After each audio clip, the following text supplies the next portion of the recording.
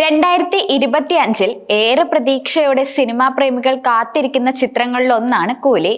രജനീകാന്ത് പ്രധാന കഥാപാത്രത്തെ അവതരിപ്പിക്കുന്ന ഈ ചിത്രം ഓഗസ്റ്റ് 14-നാണ് ആരാധകർക്ക് മുന്നിലേക്ക് എത്തുന്നത്.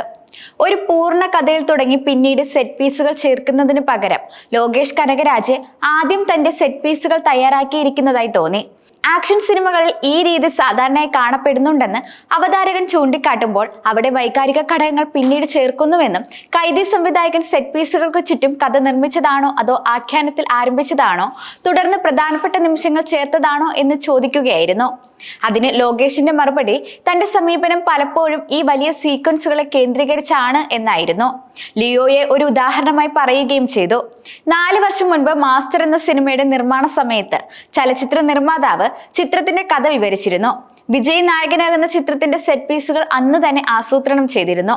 അദ്ദേഹത്തിന്റെ ടീം അദ്ദേഹത്തെക്കാൾ നന്നായി അവരെ ഓർമ്മിപ്പിച്ചു. എന്തെങ്കിലും മാറ്റം വരുത്തിയിട്ടുണ്ടോ എന്ന് ചോദിക്കുകയും ചെയ്യും. തന്റെ സിനിമകൾ ഒരു രേഖീയ ഘടന പിന്തുടരുന്നില്ലെന്ന് അദ്ദേഹം പറയുന്നു. പകരം അവ സംഭവങ്ങളുടെ ഒരു ശ്രേണിയാണ്. പരസ്പരം ബന്ധപ്പെട്ടിരിക്കുന്നതായി തോന്നുന്നതിനാൽ ശ്രദ്ധാപൂർവം പരസ്പരം ബന്ധിപ്പിച്ചിരിക്കുന്നു. കൂലിയെ സംബന്ധിച്ചിടത്തോളം അദ്ദേഹത്തിന് ഇതിനകം തന്നെ അത്തരം 4 സെറ്റ് പീസുകൾ മനസ്സിലുണ്ടായിരുന്നു. അവ ഷൂട്ട് ചെയ്യാൻ അദ്ദേഹത്തിന് ആവേശമായിരുന്നു. താനത് വളരെ കാലം മുൻപ് എഴുതി വെച്ചിരുന്നു. പക്ഷെ ഇപ്പോൾ നമ്മൾ അത് കാണാൻ പോകുന്നു. ആ ആവേശം അവിടെ അവസാനിക്കുന്നു എന്നുമാണ് ലോകേഷ് പറഞ്ഞത്.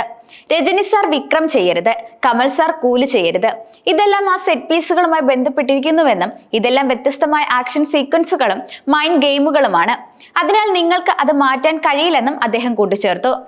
കൂലിയിൽ രജനീകാന്തിനോടൊപ്പം ഉപേന്ദ്ര രാവു, സൗബിൻ ഷാഹിർ, നാഗാർജുന, ശ്രുതി ഹാസൻ തുടങ്ങിയ താരങ്ങളും പ്രധാന വേഷത്തിലെത്തുന്നുണ്ട്. സൺ പിക്ചേഴ്സിന്റെ ബാനറിൽ കലാനിധി മാരനാണ് കൂലിയുടെ നിർമ്മാണം ഏറ്റെടുത്തിരിക്കുന്നത്. ലിയോയുടെ വൻ വിജയത്തിന് ശേഷം ലോകേഷ് കനകരാജ് സംവിധാനം ചെയ്യുന്ന ചിത്രമാണ് കൂലി. അതേസമയം സിനിമയ്ക്കായി രജനീകാന്ത് വാങ്ങിയ പ്രതിഫലത്തെക്കുറിച്ച് വൻ രീതിയിൽ ചർച്ചകളുണ്ടായിരുന്നു.